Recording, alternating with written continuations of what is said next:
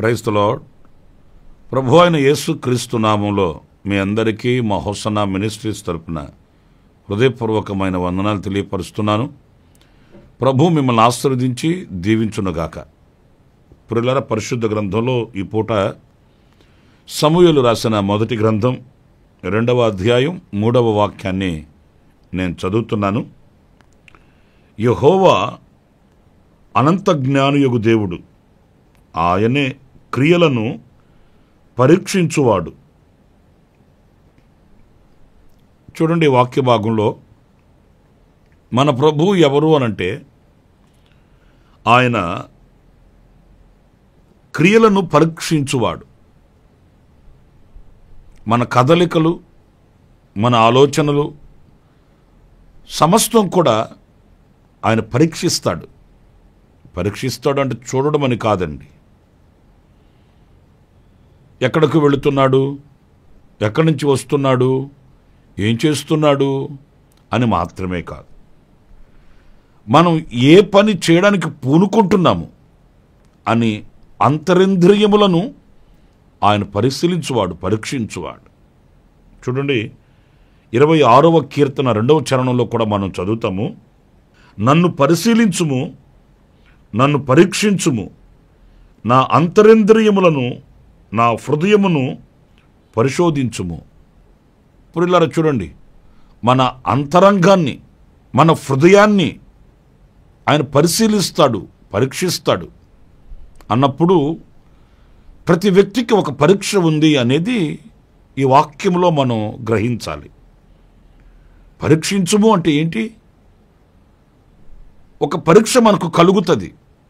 అది ఎప్పుడు? సంవత్సరానికి ఒకసారి, 6 నెలలకు ఒకసారి, లేక నెలకు ఒకసారి అని కాదండి. ఎప్పుడు కూడా ప్రతి విషయంలో ఆయన మనకు ఒక పరీక్ష అంటే ఒక పరిశీలన మన మీద ఉంటుంది, నిఘా ఉంటుంది అనేది మనం గమనించాలి. ఎక్కడ కూడా మనం నేను తప్పించుకున్నానులే అని కాకుండా, నేను ఎందుకు చేయాలి ఈ పని, నా దేవునికి ఎందుకు దుఃఖాన్ని కలిగించాలి, ఆయనకు ఎందుకు ఆవేదనను పుట్టించాలి అనే ఆలోచన, సదుద్దేశం ఎప్పుడు కూడా మన హృదయంలో ఉండి తీరాలి. అయితే ఇక్కడ నేను మీతో చెప్పాలనుకున్న మాట, ఇవి ఎవరికి? విశ్వాసులైన వారికి మాత్రమే, లోకస్తులైన వారికి మాత్రమే అని అనుకోవడం పొరపాటు. ఏమండి, నేను ప్రభువుని ఎరిగాను కదా, యేసుక్రీస్తు రక్తం చేత కడగబడ్డాను కదా, నాకు కూడా పరీక్షలు ఉంటాయా అని అంటే ఉంటాయి. ఎందుకంటే మనం ఏదో పాస్ అయిపోయాము, జయించేసాము, ఘనులమైపోయాము గనుక మీరు యోగ్యులైపోయారు, మీరంతా ప్రక్కకు వచ్చేసేయండి అని ఆయన అనట్లేదు. ఎందుకంటే జీవిత పోరాటము అనేది ప్రతిదినం మనం జయించవలసింది. విశ్వాస జీవితం అనేది ప్రతిదినం మనం అడుగు వేయవలసింది. నిన్నటి రోజు ఉన్న విశ్వాసం ఈరోజు కొదువైపోవచ్చు. ఈరోజు ఉన్న విశ్వాసం రేపటి రోజుకి బలపరచబడవచ్చు. గనుక ఏనాటికి ఆనాడు మనం విశ్వాసమందు బలపరచబడుతూ ఆధ్యాత్మికమైన శక్తిని పొందుకుంటూ కృపలో మనం విజయగీతం పాడగలగాలే. కానీ నేను అప్పుడు రక్షించబడ్డాను, నేను ఇప్పుడు రక్షించబడ్డాను, నాకు జయం వచ్చేసింది అని అనడానికి ఎవరు కూడా యోగ్యులు కారండి. పరిశుద్ధుడైన పౌలు కూడా అన్నాడు, నేను జయించేశానని నేను ఇప్పుడు కూడా అనుకోవట్లేదు, వెనుకున్న వాటిని మరచి ముందున్న వాటి కొరకు వేగిరపడుచున్నాను, సంపూర్ణత కొరకు సాగిపోదాం అని పరిశుద్ధుడైన పౌలు కూడా అన్నాడు. గనుక ఈ వాక్యంలో మనం గమనించవలసింది, ఆయన మనల్ని పరీక్షిస్తాడు. ఎలా పరీక్షిస్తాడు చెప్పనా? చూడండి, యెషయా గ్రంథం 48వ అధ్యాయం 10వ వాక్యంలో మనం గమనించినప్పుడు చక్కటి మాట ఉంది. నేను నిన్ను పుటము వేసి తిని వెండిని వేసినట్లు కాదు, ఇబ్బంది కొలిమిలో నిన్ను పరీక్షించి తిని. ప్రియమైన వారలారా, ఎలా పరీక్షిస్తాడంట ఆయన? ఇబ్బంది అనే కొలిమిలో. ఇది మనం ఆలోచించాలండి. వెండిని వేసినట్లు కాదు. ప్రియులారా, వెండిని దేనిలో పుటము వేస్తారు అంటే అగ్నిలో పుటము వేస్తారు. ఇంకొక మాట చెప్పాలంటే ఆ వెండి బాగా కరిగి అందులో ఉన్నటువంటి కల్ముషమంతా ప్రక్కకు వచ్చేటట్లుగా, తొలగిపోయేటట్లుగా పుటము వేస్తారు. అయితే ఇక్కడ ఇబ్బంది కొలిమిలో నిన్ను పరీక్షించి తిని. పలు విధాలైన ఇబ్బందులు మన ఎదుట నిలబడుతాయండి. మనము చిన్న మనసుతో మనం ఏమనుకుంటామంటే, ప్రభువుని నమ్ముకున్నా కూడా ఇబ్బందులు వస్తాయా? చర్చికి వెళ్ళినా కూడా ఇబ్బందులు వస్తాయా?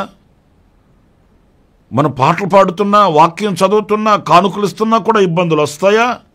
ఇలా మనం సంకుచితమైన మనస్సుతో ఆలోచిస్తూ ఉంటాం. అయితే ఈ ఇబ్బంది అనే కొలిమిలో ఆయన మనల్ని పుటము వేసి మనల్ని శుద్ధ సువర్ణం చేస్తాడు. మనం ఇబ్బంది పడడం ఆయన సంతోషమేమి కాదండి. మనం ఇబ్బందులలో నలిగిపోతుంటే ఆయన ఆనందించడానికి కాదండి. మనం ఇబ్బందులలో కదలలేక మెదలలేక ఏం చేయాలో అర్థం కాని అయోమయంలో ఉంటే చూస్తూ ఊరుకొనడానికి కాదండి. ఆ ఇబ్బంది అనే కొలిమిలో పుటము వేసి మనలో ఉన్న ప్రతి కల్ముషాన్ని ఆయన కడుగుతాడు, తీసివేస్తాడు, పవిత్రపరుస్తాడు, పరిశుద్ధపరుస్తాడు. ఆయన ఎదుట నిలిచే శక్తి గలవారముగా మనల్ని మారుస్తాడు ఆయన. ప్రియులారా, మనం వెళ్ళే మార్గము మన దృష్టికి సరైనదిగానే కనబడుతుంది. ఎవరి మనసాక్షి వాళ్ళకి గొప్పలు చెబుతుంది. నీకేంటి, నీ ఆలోచనకేంటి, నీకు ఎదురేంటి, ఇలాంటివి మనం అనుకుంటామండి. కానీ అది మరణానికి దారితీస్తుంది, దేవుని సరళతలో నుంచి మనల్ని బయటకు తీసుకుని వెళుతుంది అనే విషయాన్ని మనం గ్రహించాలండి. మన ఆలోచనలన్నీ మనల్ని పురుకొల్పేటట్లుగానే కనబడుతాయి. కానీ దేవుని యొక్క ఆలోచన ఎరిగి ఆ దిశగా అడుగులు వేయడం వివేకమైన హృదయము కలిగిన వ్యక్తి యొక్క లక్షణం అండి. చూడండి, ఈ ఇబ్బందులు ఎవరి ద్వారానైనా రావచ్చు. ఆ ఇబ్బంది అనే కొలిమిలో మనం శుద్ధ సువర్ణం అవ్వాలి అనేది మనం నేర్చుకోవలసిన పాఠం. ఎజ్రా గ్రంథంలో ఒక మాట మీరు చదువుతారండి. 4వ అధ్యాయం 4-5 వాక్యాలు మనం చదివినప్పుడు, దేశపు జనులు యూదా వంశస్థులకు ఇబ్బంది కలుగు చేసి కట్టుచున్న వారిని బాధపరిచిరి. చూసారండి, కట్టబడుతున్నందుకు సంతోషం కలగాలి. మనం చేయలేని పని వాళ్ళు చేస్తున్నారే అని ఆనందం వ్యక్తపరచాలి, అభినందించాలి, ప్రశంసించాలి. కానీ దానికి బదులు కట్టుచున్న వారికి ఇబ్బంది కలుగు చేసి వారిని బాధపరిచారంట. ఆశ్చర్యంగా లేదండి? మరి ఆనాడు మన పితరులకు ఎదురయ్యిందే కదా ఈనాడు మనకు ఎదురయ్యేది. మనం సాహసించి ముందుకు వెళుతూ, సాహసించి మనము ఒక కార్యాన్ని తలపెట్టి, ఎవరు చేసినా ఎవరు చేయకపోయినా నా కర్తవ్యం నేను చేయాలి అనే యథార్థమైన మనసుతో మనం ముందుకు వెళ్ళామనుకోండి, అనేక ఇబ్బందులు వస్తాయి. బాధ కలిగించే మాటలు వినవలసి వస్తుంది. అప్పుడు మనం ఏమనుకుంటామంటే, ప్రభు మౌనంగా ఉన్నాడు ఏంటి అని. కానీ అందులో మనము పరిశుద్ధపరచబడే ఒక అవకాశం ఉంది. ఇందును బట్టి నేను ఒక మాట చెప్పాలంటే, ఈ ఇబ్బందులు కలుగు చేసే వ్యక్తులందరూ మనకు మేలు చేసేవే అనేది మనం నేర్చుకోవాలండి. మనల్ని ఇబ్బంది పెట్టేవాడు లేకపోతే మనం ఎలా పరిశుద్ధపరచబడతామండి? మనల్ని కష్టపెట్టేవాడు, మనల్ని బాధ పెట్టేవాడు లేకపోతే మనం ఎలా పరిశుద్ధపరచబడతామండి? మనం పరిశుద్ధపరచబడాలంటే ఇలాంటి మనుషులందరూ ఉండాలి, ఇలాంటి కార్యక్రమాలన్నీ ఎదురవ్వాలి. అందులోనే మనం శుద్ధ సువర్ణం కావాలనే విషయాన్ని మనం గ్రహించి ఇబ్బందులలో మనం కృంగిపోకూడదు, ఇబ్బందులలో మనం దిగజారిపోకూడదు, ఇబ్బందులలో మన మనసుని కృంగదీసుకోకూడదు. ఇది నా మేలు కొరకు అన్నట్లుగాను, నేను శుద్ధ సువర్ణమగుటకు అన్నట్లుగాను, నేను ఒక ఉన్నతమైన స్థానానికి వెళ్ళడానికి అన్నట్లుగాను అందులో పాఠాన్ని నేర్చుకోవడానికి సమ్మతి అయిన మనసుతో మనం ముందుకు వెళ్ళాలండి. మరొక మాట నేను మీతో చెప్తాను. రెండవది, ఆయన ఎలా పరీక్షిస్తాడు, ఆయన పరీక్షలు ఎలా ఉంటాయి అని మరొక మాట పరిశుద్ధ గ్రంథంలో మనం గమనించినప్పుడు, పరిశుద్ధుడైన పౌలు కొరింథీ సంఘానికి రాసిన 2వ పత్రిక 8వ అధ్యాయం 2వ వాక్యం, వారు బహుశ్రమల వలన పరీక్షింపబడగా, ప్రియులారా చూడండి, అత్యధికముగా సంతోషించిరి, మరియు వారు నిరుపేదలైనను వారి దాతృత్వము బహుగా విస్తరించెను. ఇక్కడ నేను మీతో చెప్పాలనుకున్న మాట, బహుశ్రమల వలన పరీక్షింపబడగా. ఇప్పుడు మనం ఈ వాక్యంలో దేని చేత వాళ్ళని పరీక్షించాడు అనంటే బహుశ్రమల వలన. శ్రమ అనేది ఎరుగని వ్యక్తి భూతళ్ళ మీద ఎవరు లేరనుకుంటానండి. అయితే ఆ శ్రమలలో కృంగిపోయిన వాళ్ళు చాలామంది కనిపిస్తారు, ఈ శ్రమలలో పతనమైపోయిన వాళ్ళు చాలామంది కనిపిస్తారు. కానీ ఆ శ్రమలలో నిలిచి, ఆ శ్రమలలో ధైర్యాన్ని ప్రభు దగ్గర పొందుకొని, ఆ శ్రమల వలన కలిగిన ప్రతిఫలాన్ని పొందుకునే వాళ్ళు కొంతమందే కనిపిస్తారండి. సేవకులుగా మాకు చాలా కుటుంబాలతో పరిచయాలు ఉంటాయి. అనేక కుటుంబాలలో ఏంటండి మీరు విశ్వాస జీవితంలో ఇలాగైపోయారు, గతంలో దేవుని మందిరానికి శ్రద్ధగా వచ్చేవాళ్ళు, దేవుని మందిరంలో చాలా ఆసక్తిగా ఉండేవాళ్ళని విన్నాము, ఇప్పుడేంటి అని అంటే కొన్ని పరిస్థితులు అలాగ వచ్చాయి బ్రదర్, ఆ పరిస్థితుల్లో మేము తట్టుకోలేకపోయాము, ఎందుకో మా విశ్వాస జీవితంలో వెనకపడిపోయాం అని చెప్తారు. మెజారిటీ ఇదే సాక్ష్యం చెప్తారండి. మా వారు ఒకప్పుడు బాగా వచ్చేవాళ్ళండి దేవుని మందిరానికి, ఆయన కార్యక్రమాల్లో, మందిరం కార్యక్రమాల్లో అన్నింటిలో ముందడుగు ఉండేవాడండి, ఇదిగో పలానా విషయం జరిగిన తర్వాత ఇప్పుడు దేవుని మందిరానికి రావడం మానేశాడండి. ఓకే, ఆ శ్రమ కలిగినప్పుడు ఆ శ్రమల ద్వారా అతడు దిగజారిపోయాడు. కానీ కొన్ని సాక్ష్యాలు అరుదుగా వింటుంటాం, ఫలానా శ్రమ మాకు కలిగింది బ్రదర్, ఆ శ్రమ తర్వాత మేము చాలా బలపరచబడ్డాం, మేము శ్రమ పడ్డాం, కన్నీళ్లు కార్చము, చాలా ఇరుకులో మేము పడి ఉన్నామప్పుడు, ఆ తర్వాత దేవుడు మమ్మల్ని రెండింతలుగా దీవించాడండి, రెండింతలుగా ఆశీర్వదించాడండి, ఈ గొప్ప మేలు మేము పొందుకున్నామండి అని చెప్పేవాళ్ళు అరుదుగా కనిపిస్తారు. ఆ సంఖ్యలో, ఆ సంఘంలో మనం ఉండాలండి. శ్రమ ఎప్పుడు కూడా ప్రతిఫలం ఇవ్వక మానదు. ఉదయం నుంచి సాయంకాలం వరకు శ్రమ పడ్డామనుకో, జీతం రాకుండా పోతుందా, కూలి రాకుండా పోతుందా? అయితే ఈ శ్రమ నాకు ఎందుకు అని ఆ శ్రమలో నుండి పారిపోయామనుకోండి, ఆ శ్రమలో నుండి వైదొలిగామనుకోండి, జీతం ఎలా వస్తుంది? 1 గంట ఒళ్ళొంచి పనిచేశాడు, సాయంకాలం వరకు కష్టపడి పని చేస్తే నిలబడితే కదా జీతం వచ్చేది. 1 గంట చేసి అమ్మో ఇంత కష్టం నాకెందుకు, ఇంత శ్రమ నాకెందుకు, అందరూ సుఖంగా ఉన్నారు నేను కూడా సుఖంగా ఉండొచ్చు కదా, ఏం బ్రతకడానికి 4 గింజలు సంపాదించుకొని బ్రతకచ్చు కదా, దీనికి ఎంత కష్టపడాలా అని 1 గంట పని చేసి ఆ పనిలో నుంచి వెళ్ళిపోయాడు అనుకోండి, అతనికి సాయంకాలం జీతం ఇస్తారండి? అంతే ఆధ్యాత్మికంగా కూడాను ఆ శ్రమలో నిలిచి ఉండాలి అంతం వరకు. మనం యేసుక్రీస్తు కూడా అంటాడు శిష్యులను చూసి, నా శ్రమలలో నాతో కూడా ఉన్నవాళ్ళు మీరే కదా అంటాడు. ఎప్పుడైతే ఆ శ్రమ అనే అనుభవంలో మనం పుటమ వేయబడి పరీక్షింపబడతామో గొప్ప ప్రతిఫలాన్ని ఇస్తుందండి. మోషే కూడా చూడండి, అల్పకాలము పాపభోగము అనుభవించుట కంటే దేవుని ప్రజలతో సంతోషించుట మేలు అనుకున్నాడా, శ్రమ పడుట మేలు అనుకున్నాడా? దేవుని ప్రజలతో శ్రమలే మేలు మనకు. ఆ శ్రమ ప్రతిఫలాన్ని ఇస్తుంది. ఈ ప్రతిఫలముగా కలగబోవు బహుమానము మీద దృష్టి నిలిపడట మోషే.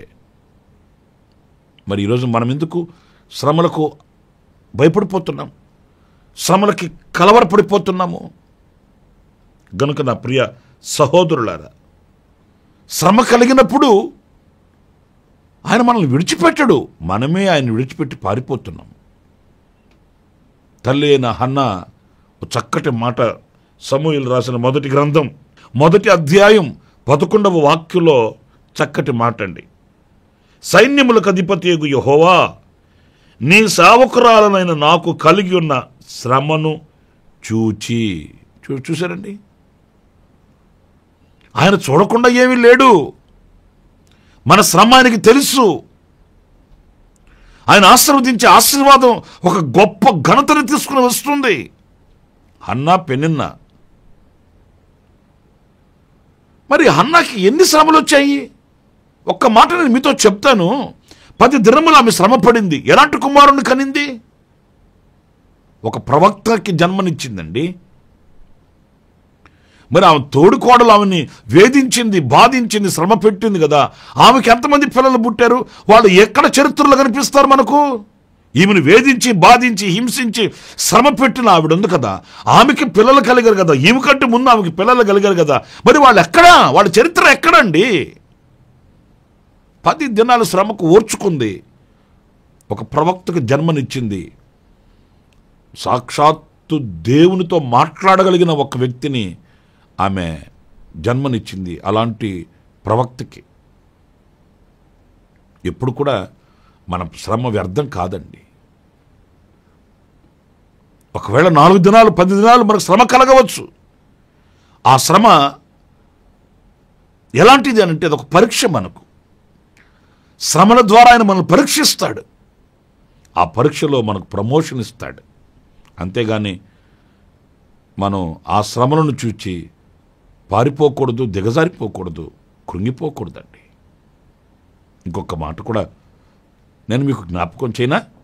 రోమా పత్రికలో పరిశుద్ధుడైన పౌలు 5వ అధ్యాయం 3వ వాక్యంలో చక్కటి మాట మనం చాలాసార్లు చదువుతుంటాము. శ్రమ ఓర్పును, ఓర్పు పరీక్షను, ఓర్పు పరీక్షను కలుగు చేస్తుందంటండి. అంటే ఓర్పు ద్వారా ఈ పరీక్ష మనకు కలుగుతుంది. ఈ ఓర్పుని మనం అంతం వరకు కలిగి ఉండాలండి. నేను ఒక మాట చెప్పనా, కొంతకాలం అయితే చాలా ఓర్పుగా ఉంటామండి. ఆ తర్వాత మన నోటు వచ్చే మాట ఏంటంటే, ఇక నేను ఓర్చుకోలేనండి, ఇక నేను సహించలేనండి, ఇక ఓర్చుకోవడానికి నాకు సహనం లేదండి, నాకు ఏదో ఒకటి తేల్చేస్తానండి. ఇలాంటి మాటలు మనం మాట్లాడుతుంటాం. నేను ఆఖరిగా చెప్పగలిగిన ఒక మాట అదేంటంటే, అంతం వరకు సహించిన వాడే, ఓర్చుకున్నవాడే జయిస్తాడు, బహుమానాన్ని పొందుకుంటాడు.